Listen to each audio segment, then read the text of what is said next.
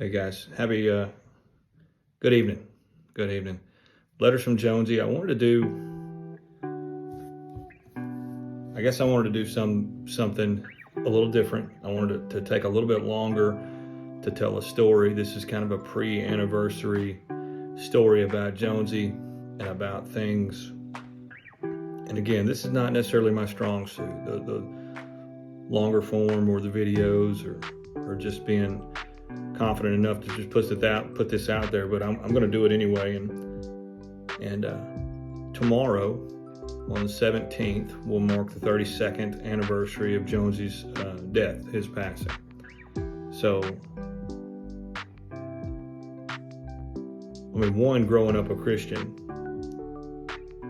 you always hear things happen for a reason. And when you lose somebody at an early age, it kind of causes you to question that. Not just question it, but challenge it, argue with it, be pissed off at it, and quite frankly, tune out a lot of that stuff, because you go through those phases of why would, if everything happens for a reason, so that was the reason, that this happened for what reason? Why would he take my dad? Why would he take my brother's dad? Why would he take that from us? So we kind of get angry at the everything happens for a reason crowd. So that said, I want to talk a little bit about what did happen 32 years ago. 32 years ago right now, I was 12 years old, and I was planning on going to work with Jonesy tomorrow morning. I would have gotten up with him early. I would have got my clothes, got me some stuff to do. I don't remember having games or Game Boys or anything to do, so I would have just had some stuff. And normally back then when I went with him, I stayed in the job site trailer. He worked construction down in Houston. And I would have just been sitting around. I would have been walking with him. If he got out of the job trailer to go inspect something, I would have walked with him. I would have probably, I would have had a small hard hat on and thought I was somebody, but that's what I was planning on doing 32 years ago today. Now, things didn't go as planned. That night, me and at the time, I don't guess you'd call it a stepbrother. He was a live-in, he would have been a stepbrother, I'll say it that way. Had they gotten married, he would have been a stepbrother. We stayed up real late. We were making noise and playing upstairs, and we had been told 2 or 3 times to go to bed, and we were still laughing and cutting up and wrestling and messing around. And at some point in time, my dad had enough, and he called us down there, and he lit us up. He told us how he needed to be up. He needed to be up early, and he couldn't, he needed his sleep, and we're up there raising 9 kinds of hell, and we're doing what we do, and we're not listening. So he got on to us. He sent us back up there to go to bed. I asked him if he would, if I was still going with him, and he said no. He said no. He was, as part of my punishment, he wasn't going to take me because I did not listen to him. And long story short, he got on to me, and I got mad, and I said some stuff, and I stormed out. And next morning, which would be 32 years ago tomorrow morning,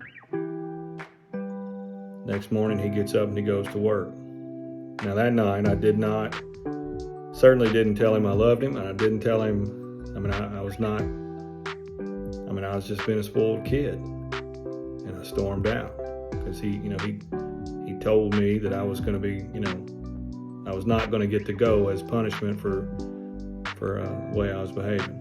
So next morning I wake up to his girlfriend coming in the door. Now I had overslept. I'd slept late because we were tired from the night before, and she just comes barging in the door and she says, "Get up, we gotta go. Your dad's been in an accident." And in my mind, I'd been through this once before when I was younger, when my dad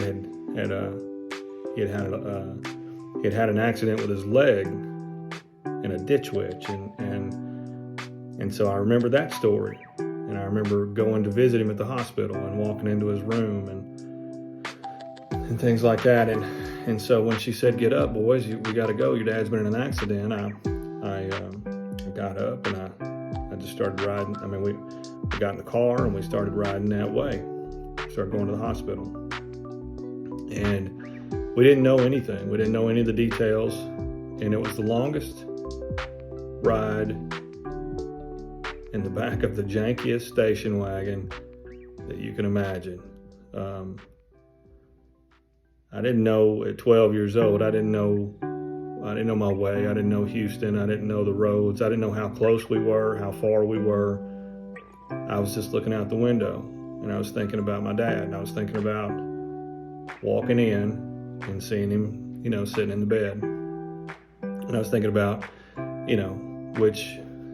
was he going to be saving a box of cereal for me like he did the last time, and a box of corn pops. And that's the kind of stuff I was thinking about at 12 years old. And we get closer and closer, and we get to the hospital, and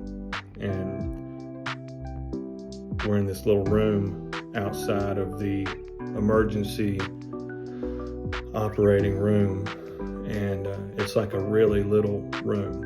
And again, it's an emergency room, but you can tell this is like a family waiting area for bad news. And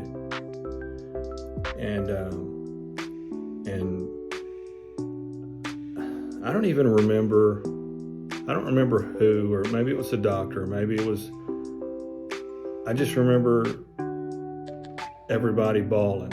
I mean, just everybody. I mean, we were on one of those little sofas, and everybody was crying. And when I say everybody, now keep in mind, I'm in Houston and my mom's in Tennessee, and everybody's already, I guess they'd already called and let her know. But point being is there weren't people. I didn't have people there.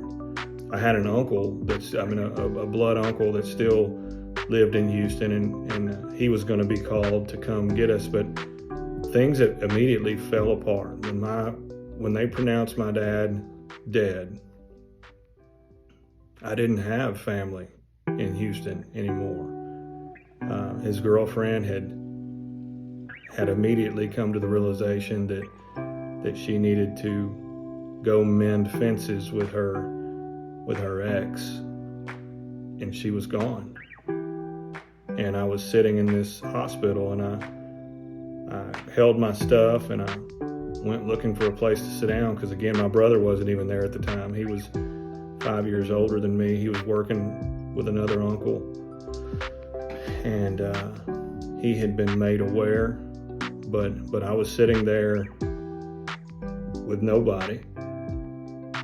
Nobody was close enough to be looking after me or taking care of me, and I was waiting on my uncle to get there to pick me up and make sure that somebody was looking after me while my mom made it on the plane and got down here there. But in that time, I remember just walking around the hotel looking for a place to sit down, because I didn't even understand what a waiting area was. I mean, I just went and found another cubicle with some chairs, and nobody was in it. And so I just sat there, and I didn't cry, and I didn't know to cry, but I just sat there. And then finally some lady came and like, she asked me if everything was okay, and I told her all I knew how to say. I said, my dad just died. And I don't know that she meant to be callous. It was the kind of callousness that only people that deal with that every day get to be and get away with it. But she said, I hate to hear that. And then she went back to typing on her keyboard. And but at that moment, I knew that I couldn't even stay in that cubicle. So I got up and I just waited until my other uncle came and picked me up. And then as we were walking away, he was gonna take us back to his place. And as we were walking away, my brother showed up, and finally I got to feel like I had somebody there with me. So for the people that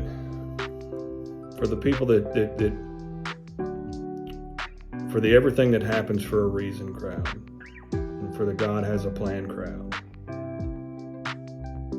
I'll give you that. I'll give you that there is a plan, and everything does happen for a reason. I don't know what I would have turned into or what would have happened to me if I would have gone that day. I don't know what that would have been like to have been walking with my dad across that street when he got hit. I don't know if it would have been me too, or if the trauma of watching it happen would have done me in. I don't know if, I just don't know. But I know that I'm glad I wasn't there. And so for that, I don't think I could have controlled or the fact that he was or wasn't going to die that day. That's part of the plan that we don't get to challenge. We don't get to change. But I think there were things that did happen that were part of it. And I think that's part of what I'm here to do now. I mean, I'm here that if that hadn't happened to me, then maybe I wouldn't be doing this. Maybe this wouldn't be what I consider my calling. Maybe this wouldn't be more important than what I do for a living. So, that being said, tomorrow morning will be the 32nd year anniversary of, it'll be 31 years of me waking up wondering, what if I could have done this? I've had actual dreams. And I don't know if I've told many people this stuff, so I've had actual dreams where I have woken up that morning to go with him. And just like crappy movies of things happening that you can't change, that's what they felt like. I've had dreams where I was sitting at the desk in the job site trailer, and I knew that he was about to walk across the street. He was about to get hit. And I ran to the door, and I tried to open it, and the door was locked. And I couldn't beat on the wall hard enough. Couldn't beat on the window hard enough. And I saw it happen. And I had dreams where I was sitting in his truck, looking down, kind of going through his briefcase like I used to do, and pulling out his pens and all his job site keys and messing with stuff. And then I kept watching the clock because I knew what time it happened, and I knew that I needed to stop it. And then I looked up and I'd missed it, and it had already happened. So, I don't know what those kinds of things mean, except that they tell me that even if I was there, I couldn't have stopped it. And maybe it was best that I wasn't. So, again, this has no purpose. I'm not telling this to be inspirational to anybody. I'm not telling this to be motivational to anyone. I'm only saying this to say that I have challenged and fought back against the God has a plan crowd and the everything happens for a reason crowd. And I think I've come to the place where I understand that there is a plan, there is a design, and there is a reason for everything. So that's kind of why I try to stay positive. I try to look for that silver lining. I'll try to look for the why we got put into some of these situations, for the benefits that can come from it. And I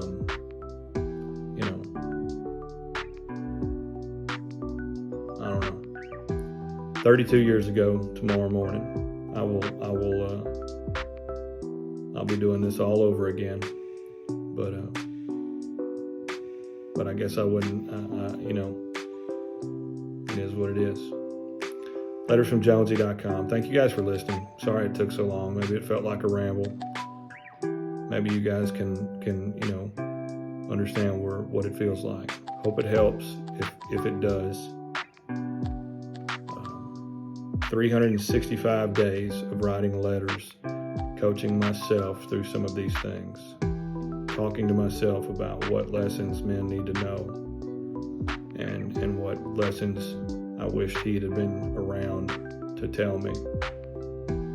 But anyway, please like, subscribe, follow along. Instagram, TikTok, YouTube. Hopefully this becomes a book. I'd like to write a book about letters and life lessons and lessons learned that Jonesy helped inspire. So that's it. Be blessed. Talk soon.